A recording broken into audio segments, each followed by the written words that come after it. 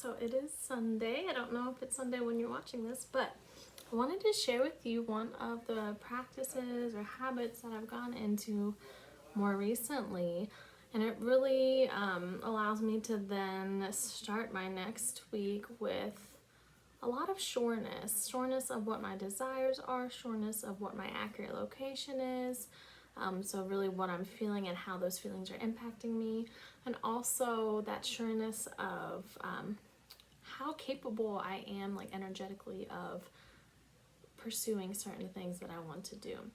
And so it's really can be as simplified or complex as a practice as works for you, but it's really taking the time to check in. And so for the next few weeks, we're going to be talking about energetic residue. So really, how do you recharge your residue? And what that really means is that what we don't realize is that from day to day, week to week, month to month, our whole life, we are accumulating energy, especially in our undefined centers, and that's really referencing human design. And so if we realize or even entertain the idea that our bodies are like energy circuits, there are going to be different inputs and outputs.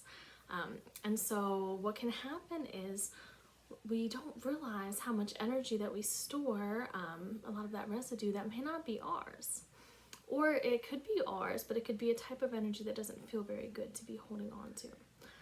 And so in that like line of thought, then how can we at least understand what residue is there, really inquire about it, and then eventually practice releasing that.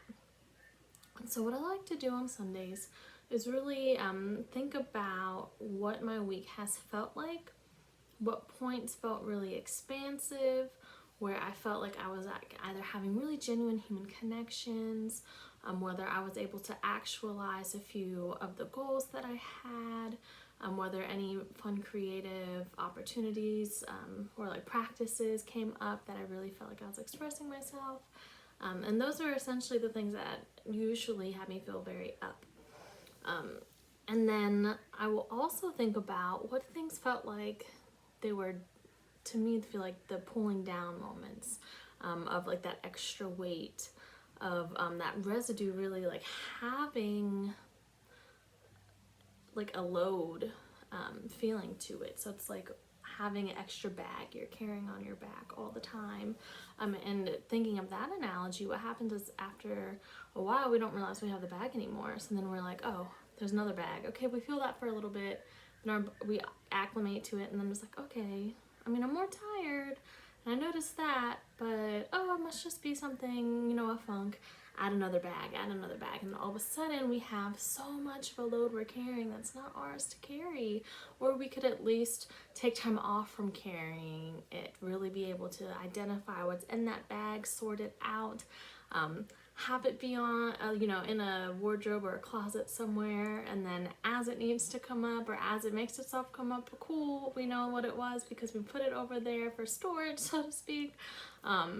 Yeah, and so how I really like to at least start that process for myself is that on Sunday each week, really having that inventory of what energy felt very up, and then what energy feels like it's that heavier, weighing me down energy.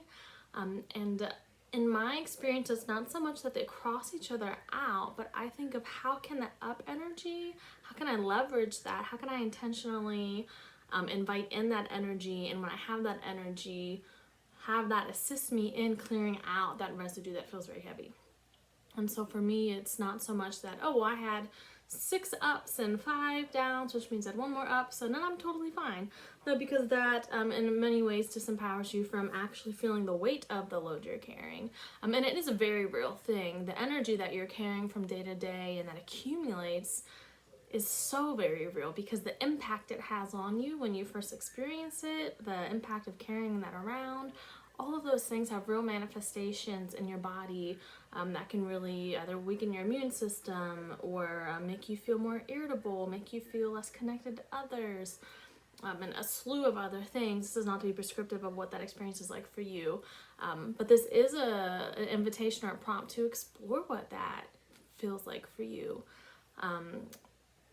Sometimes for me that is a lot of inflammation. Like I know if I've had a longer week or my sleep is off like it is this week, like I have a lot more swelling around my face, and I know that. But one of the practices then for that I found very helpful is when I shower, I'll really intentionally do almost like a lymphatic massage, like really just imagine releasing that energy. And then when I get out of the shower, I really do feel more like a tautness or like having less weight on my neck and shoulders. And so again, this is that open invitation for you to spend some time today or whenever you're watching this to think of, even if thinking of the whole past week is maybe too long of a time frame, maybe just since your weekend started, maybe just 2 or 3 days ago, what things have been either coming up often, or once they come up, they feel like they're lingering a while, things that you don't feel like you can just like breathe and release out. And that might give you, over a few weeks of time of doing this, an idea of some pretty clear themes of things that you're carrying around residue-wise. And then again, remember, you always have the ability to also, at the same time as feeling or experiencing things that feel lower, as far as, they like weigh you down and make you feel perhaps less able to have days that are more easeful and with less stress. You can also then experience those up moments of when you're feeling lighter, more elevated. Getting through your day doesn't feel like an obstacle. It feels like more of an adventure, like you are excited about things as they come up. And so you can journal that process out. You can sit and reflect. I do something that I call clarifications and synchronicities, and I will be doing a training on that soon. And so it's more about giving yourself the time to consider these things, less so about how you do it. That will come with practice over time. But then also being aware of what shifts you end up feeling. And so that way, if you realize that one of the things that are coming up really often is more so your response to that thing that's feeling really heavy, we can then shift that response. So you open up the opportunity to even see other reactions are possible. And that's really where the improviding comes in. So if you're constantly getting your neighbor's mail in your mailbox and you're like, oh, I'm so tired of having to walk this mail across the street. And so your automatic reaction is always frustration, and providing opens up this opportunity of thinking, okay, instead of taking it every day, what if I can do like every other day, and just think of that as an option? Or what if I can contact the post office and let them know? Second option.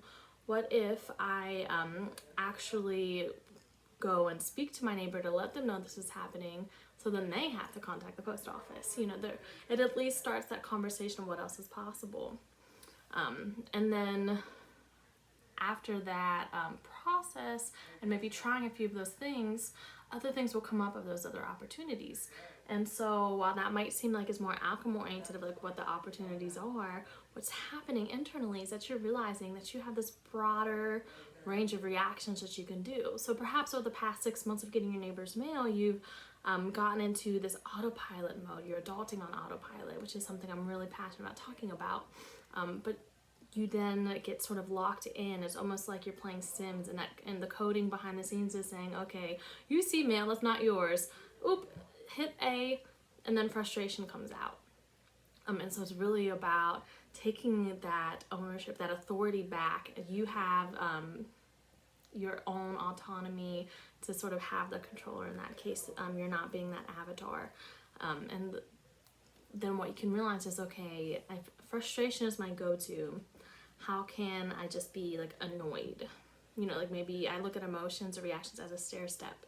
And so how can I honor and acknowledge, like, yes, I'm frustrated, but I just kind of like would rather feel annoyed right now. So you leave the mail in the mailbox for that night. You're like, that's cool. I'll know it'll be there tomorrow. I can grab it on my way out to work. Great. Well, many people, we're not leaving for work right now. But you're able to then have that other option. So it's like, oh, I can be frustrated or annoyed. Awesome. After a week, you may have frustration, annoyance, and indifference, because you're like, okay, I knew this was actually going to happen. It's not as triggering right now.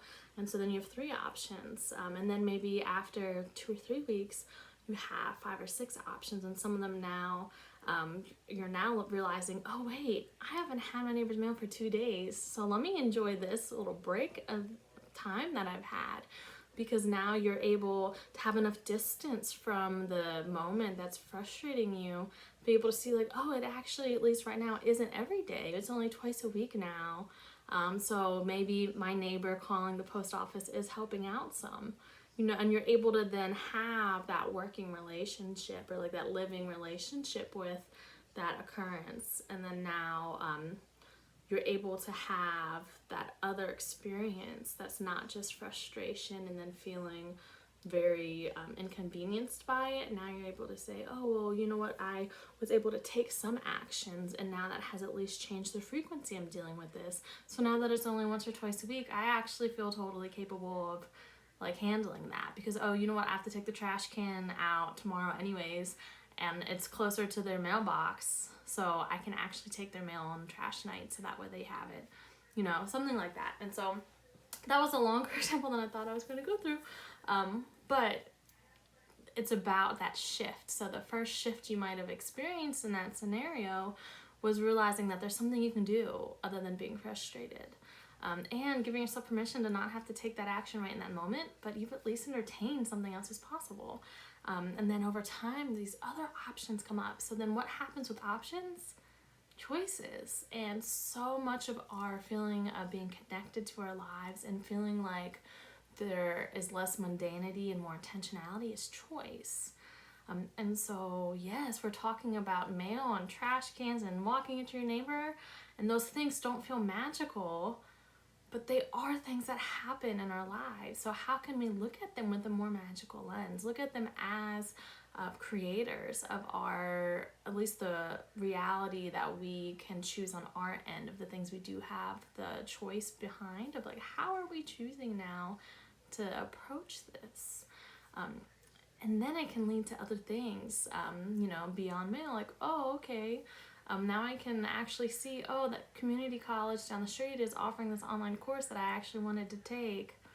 What if I actually took it this time? Again, it's that practice of choice, and then you're, instead of being an autopilot, you're able to shift out, and then actually have intentionality throughout your day, across a lot of different avenues. Yes. And something I just noticed, so I will fully call myself out on, is that this morning when I was getting dressed, I just have so many gray shirts, so I pulled one out, and in my last videos I was talking about sure this is fit-ish, and how I'm like rejecting that notion of you can only be fit if you don't like food, or that your body's purpose is to be a certain composition.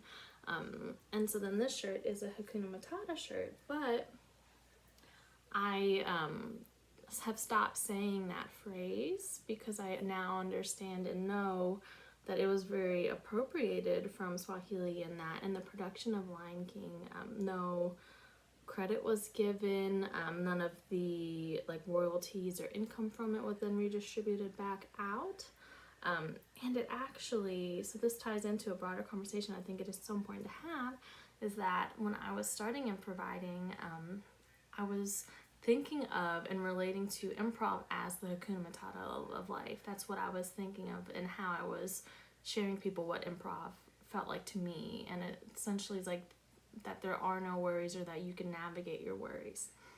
And then I stopped using that language because of the potential for trauma and further harm, and then started thinking of it as, you know, razzle dazzle. How can you have your own zest or energy behind things? How can you have more of you in your life? Because when you are in your life and you're integrated in your life, then you have that option of being able to have an actual understanding of what being in the moment with yourself is like. You realize you can be your own resource and your own support system. Not that you shouldn't have outside support. We all need to, and that's another social justice conversation of the inaccess to supports.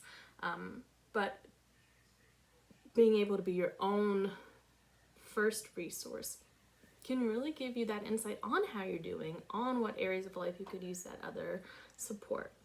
And so yeah, what I'm going to do this week is really think of what are the other problematic like shirts or things that I'd gotten at a time I was like, oh, that's cute, and not thinking of it, and what's the accountability part for me to respond to that. A few things that are coming up are like reparations-based payments. So the shirt again was 5 and below. So both of my shirts that are problematic are feeling really problematic me from 5 and below. Perhaps I don't go to 5 and below anymore.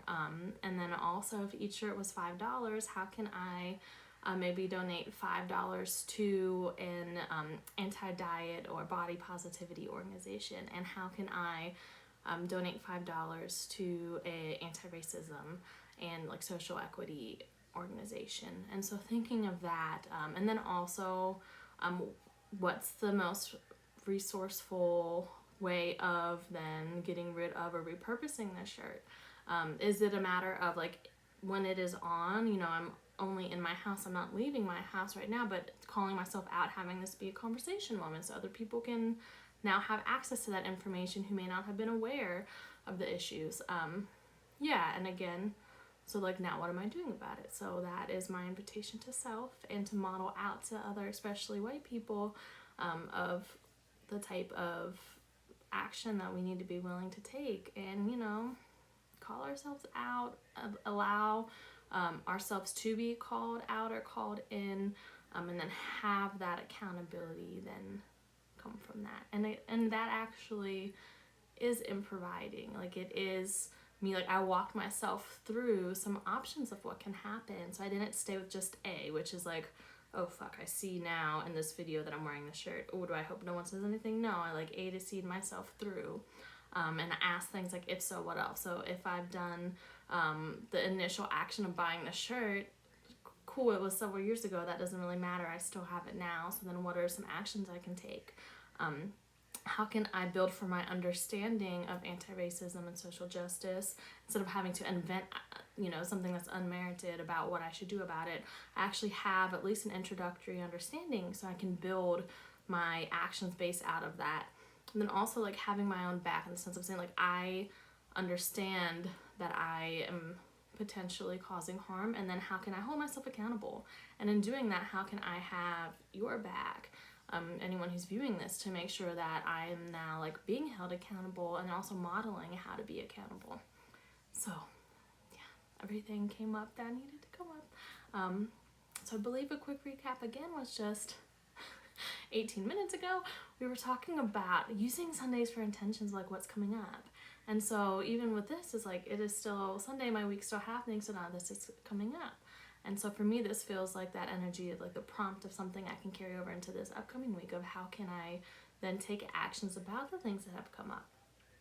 And you might have had something that's come up for you while watching this. So how can you build into your reflection time today the things that you have an obligation, and I usually don't use that word if it's something about like a self-decision. Like I'm not saying I'm obligated to eat the healthiest breakfast if what I really want is like a piece of banana bread, something like that. Like you don't have to obligate yourself to do something that is something that only impacts you, so eating breakfast. But I believe we do have an obligation once we have a certain level of awareness of things to then be responsible and hold ourselves accountable. And so what are those types of things that may have been coming up for you lately that you were sort of like had blinders on or weren't really able to process? And then how are you integrating that into your week coming up to take some action on those things? And you know, that will likely include doing some research. And again, that doesn't mean ask people who you think can tell you the answer. It's really doing the work for yourself. So looking up a few resources in whichever niche or subfield that is, and really educating yourself first, and then seeing within that body of language or that body of study or discourse or life path, what some, I won't say trauma list because we can't control, we can't tell someone that they can't be traumatized by something we do, but trauma informed options of how to resolve those issues. And then also take accountability for when we fuck things up. And the thing that I won't end on is, because it's coming up and it would be relevant in case you don't know the difference, but sometimes, and by sometimes I mean thousands of times a day, people will say, well, I didn't mean that, or I didn't intend to do that. There's a huge difference between intention and impact. I may not have intended to offend someone by wearing this shirt today, but I can't tell them that the impact on them was that they weren't offended. I can't tell someone that it didn't impact them that way. So then I have to take the responsibility of the fact that that could have happened, and then take the actions and the self-education work, and then make sure that I don't do that action again. So then that way there's not that firmer re-traumatization, and then firmer, that wasn't even a word, further traumatization. So yeah, intentions are different than impacts, and you could have the best intentions in the world, but your impact can be something else. And we don't have any control over how people are impacted, but when the impact is something that is being expressed as being something problematic, then we need to take that seriously and work through that shit. And also realize that that is benefiting us in the moment by realizing that we are not perfect, and this idea of perfect, or this idea of being, I don't even know the word, of being, because I always say like unchallengeable or like uncorrectable. It's really centered in whiteness of like, oh, well, like I already know I'm going to get this pass later, so I don't really have to call myself out. Like that type of shit that white people have gotten away with for hundreds of years, if not thousands. Like it's just something that is so innate at this point, and you're spoon-fed it, even not if in your home, which you probably still were, but society, everything. Okay, I'm kind of going on a tangent. Well, not a tangent. I'm just not connecting things as clearly. But yeah, for the sake for lingo perfectionism, fuck it. But yeah, so if something comes up and you need to do your research by looking at sources that are already available. Do not go to a person that you think is the subject of that lens or field or practice, and then ask for their emotional labor and potentially traumatize them and then have them explain it to you. Like, no. Like, there are resources out there that are a decent place to start, and then they should really give you insight on how to then approach that. But it is extremely problematic to then go ask someone, say, hey, I think you're this category under here, and so you should be able to tell me as if your one experience is all of the experiences under this, and then also I'm not going to pay you or give you any energetic reciprocation for what you just poured into me, because that really also then upholds the narrative that, oh, well, I'm just like so inherently worthy of being poured into without ever giving back, or like everyone has to drop shit to fix me and then I don't ever do anything back out. You may get that point, you may not, but it is important to share all of that. And this actually, to me, fits in great with the idea of what like a genuine self-reflection is. And so these types of conversations with yourself on, but it doesn't have to be Sunday, but like whatever feels like the transition point of your week, month, whatever time relationship you have, of just like what really has been impacting me, what's my conduct been that's potentially impacting other people, how is like my behavior then perhaps actually what's bringing the shit into me, and then I'm just not seeing that because I haven't been told to reflect on myself. So yeah, and then tomorrow for me, when I'm really planting those seeds for how my week will be energetically and doing my card readings, I'll be looking for those synchronicities between what's been coming up, what actions I'm taking to hold myself accountable, and to welcome learning and growing, and then how is that going to fuel my week. So, and example of that quickly is I have my cards out for this week still. It's like this week's collective energy was the Phoenix. So that really is like what things are dying around us, so that way we can be reborn, and really thinking of like what ideas, what sentiments, what limiting beliefs do you tell yourself that you can really let go of, and then be able to start from a place of not having that extra baggage or load. So yes, this has been a longer video than I thought, but I believe it's been a very impactful one for me to at least have had this. And then that will be another invitation I'll give to you quickly.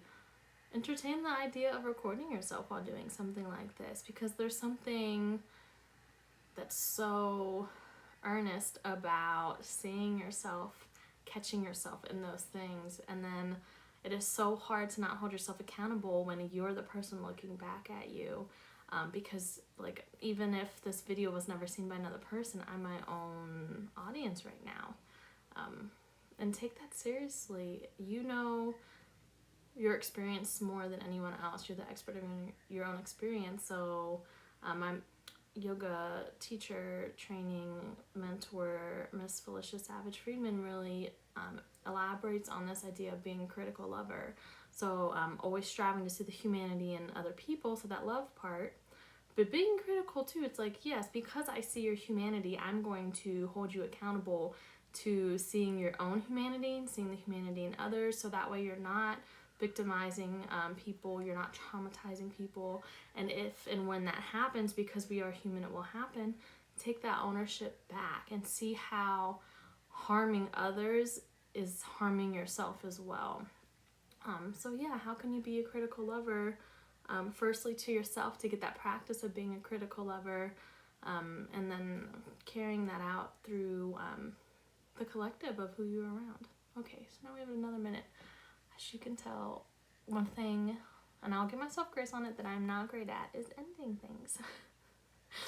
Back to human design terms, I have, well, everything from my throat down is open, and so like having that open, like solar plexus, and my solar plexus,